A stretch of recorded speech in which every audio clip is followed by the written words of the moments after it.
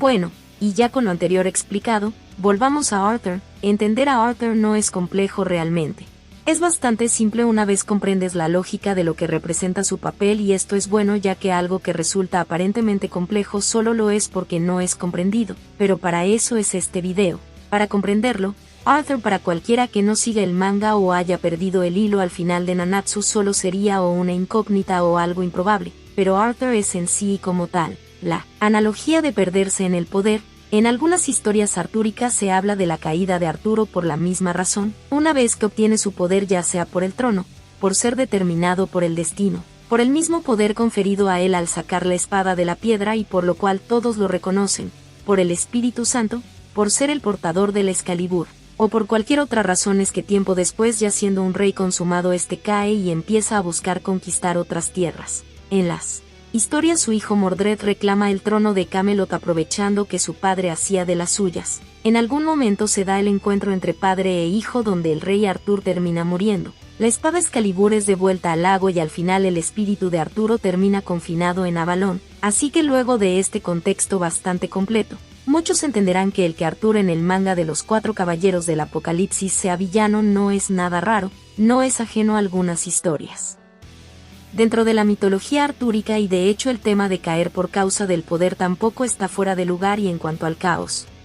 se le puede ver de muchas formas hablando de forma metafórica. Algo que también tendría sentido si traducimos esa manera en que el exceso de poder es como un elemento de seducción, un estigma de pecado, una tentación por el cual el rey Artur cae a los abismos y pierde un poco su rumbo como hombre justo, porque ese es el punto. Artur es un humano y como lo dice el manga cuando la Dama del Lago describe al caos y a los humanos, al caos no le daba gusto su creación, demonios, diosas, hadas, gigantes. Ninguna creación le complacía, todas las razas tenían rasgos que a su juicio eran imperfectas. Pero esto es como la Biblia en el Génesis, cuando creó al hombre vio que eran muy cercanos a su naturaleza, eran feos y hermosos, eran capaces de las cosas más virtuosas pero también las más deleznables, eran caos. Así que se puede decir que los eventos que ha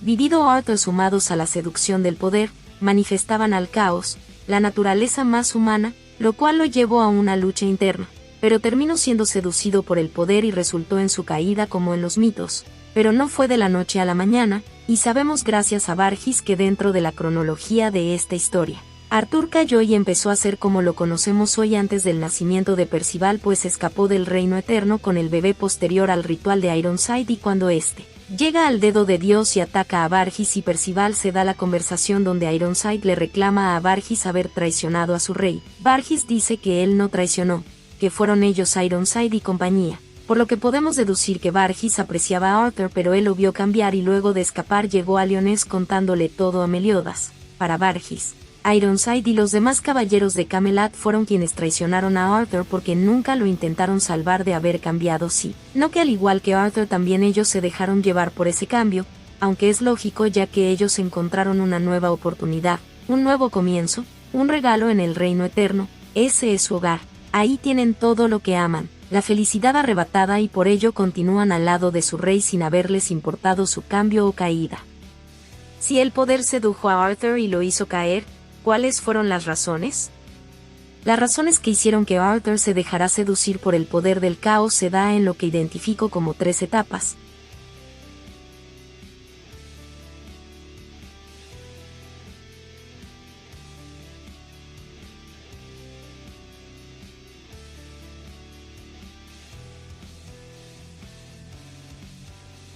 La primera etapa fue vivir la pérdida de su pueblo y reino. Como pueblo me refiero a los habitantes, hombres, mujeres, niños, para Artur todos eran su familia, al ser un rey justo, un humano justo, él veía a todo su pueblo así, como sus seres queridos, y antes de la batalla de los pecados contra el rey demonio pudimos ver cómo Artur hizo todo para salvaguardar a las personas.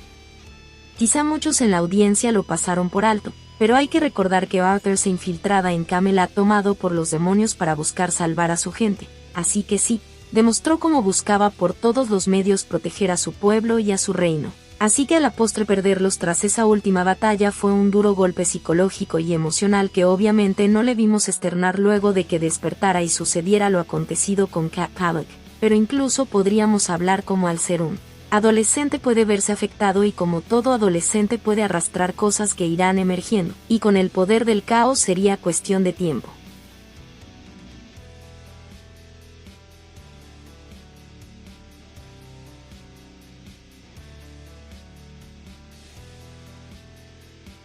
La segunda etapa es parte de una transición junto a la primera etapa y esta comienza a partir de Cat Paluk, pero no cuando lo conoce sino cuando Cat demuestra su verdadera naturaleza. Arthur apreciaba mucho a Cat, y estuvo junto con Cat a quien siempre cargaba. Se puede decir que era su compañero durante esas incursiones a Camelot. Podría sonar exagerado pero pudo ser un soporte para él durante esos momentos. Entonces cuando le muestra su verdadero yo es un fuerte golpe el que recibe el joven rey. Por eso lo vemos preguntarle a Cat de forma muy marcada que qué era para él, lo que demuestra que Arthur siempre vio a Cat como un amigo cercano, un apoyo, y aunque pareciera solo una especie de gato, vemos que para Arthur era algo así como su querido Pokémon. ¿Se imaginan que Pikachu hubiera traicionado a Ash? Muy duro, ¿no creen? Para Arthur significó la destrucción de ese mundo hecho a base de cariño porque conllevaba muchos aspectos emocionales y psicológicos. La inocencia de Arthur comenzaba a dequebrajarse en eventos constantes, lo cual continuaría al caerle el 20 que su gente había sido desvivida en masa por la Guerra Santa y donde los pecados derrotaron al Rey Demonio. Esto mismo se lo hizo ver Kat, y no es algo que podamos decir fuera una manipulación, porque Kat ciertamente solo decía la verdad. Todo ese abridón de ojos a la realidad llevó a Arthur poco a poco a darse cuenta de muchas cosas, pero aún luego de derrotar a Kat y poseer el poder del caos, Arthur tendría cierta resiliencia que se rompería en la película de Malditos por la Luz, donde vemos como Arthur desvive un ejército de hadas y gigantes, y sí, algunos podrían decir pero fueron manipulados por Dahlia y Dabbs, sí, pero es que da mucho igual porque al final volvió a ser otro conflicto provocado por las razas no humanas y aún así, vemos a Arthur derramar una lágrima, prueba del dolor que sentía, tanto por haber hecho lo que hizo, como el decepcionarse de saber que los conflictos seguirían siendo algo común por culpa de esas razas y también si él no hacía algo al respecto teniendo el poder, así que empezar a ser consciente de todo al observar cómo eran las cosas, sumado a lo que él había vivido con lo ya antes mencionado, llevarían a Arthur a su tercera etapa, su decisión.